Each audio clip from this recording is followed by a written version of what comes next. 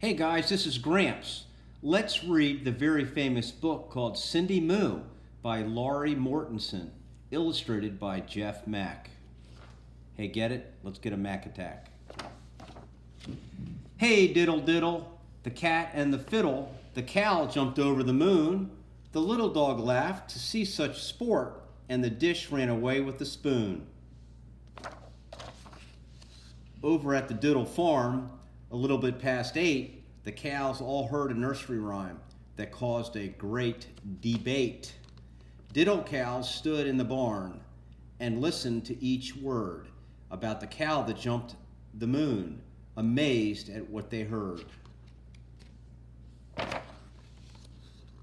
Across the moon, cried Buttercup. No way, said Honey Bun. The moon's too high and much too far. It simply can't be done. And as the cows scoffed at the thought, a voice rose loud and true. Why can't a cow jump to the moon? That voice was Cindy Moo's. Actually, maybe it should be more like this. Why can't a cow jump to the moon? Why can't a cow jump to the moon? That voice was Cindy Moo's. The cows began to argue. Each took a different side, but in the end, they all confessed that none of them had tried. So Cindy Moo raised up a hoof and said that it was true. If that cow could jump the moon, by golly, I can too. Woohoo! As Cindy Moo waltzed to the field, the others gathered round. She jumped that moon with room to spare in one grand bovine bound. She pawed her hooves, she shook her head, she ran and picked up speed. And with a mighty moo she jumped across a prickly weed. Told you, said Honey Bun. Too bad, said Buttercup. Cows weren't meant to jump the moon. Why don't you just give up? But Cindy Moo ignored her friends. She'd made a solemn vow.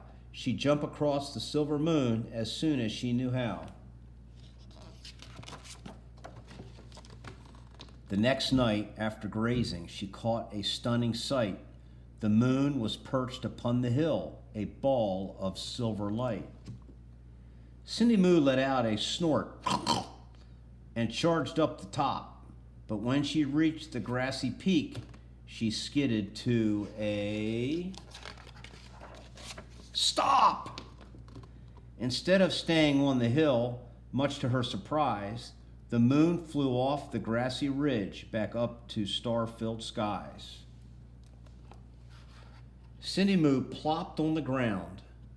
Would it be for naught, jumping to the moon, she said. Would it be for naught, jumping to the moon, she said.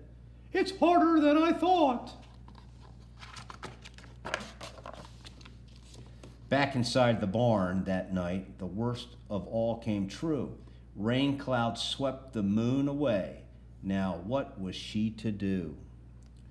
She couldn't jump what wasn't there. Perhaps the herd was right. The moon and cows would never mix, not then or any night.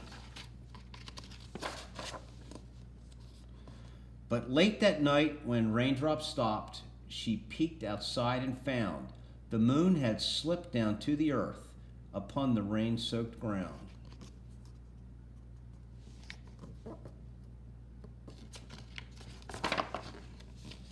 Cindy Moo kicked up her heels and raced with all her might. And with a happy moo, she jumped across the moon that night.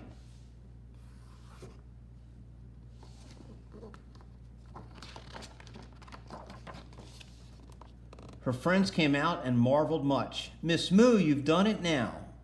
A cow can really jump the moon as long as she knows how. And ever since that rainy night, the cows do not debate. Whenever rain clouds pass their way, and it is growing late, they gaze upon that puddled moon and jump it 2 by 2. And guess who leads the diddle herd? Of course, it's Cindy Moo. Moo! Bye-bye.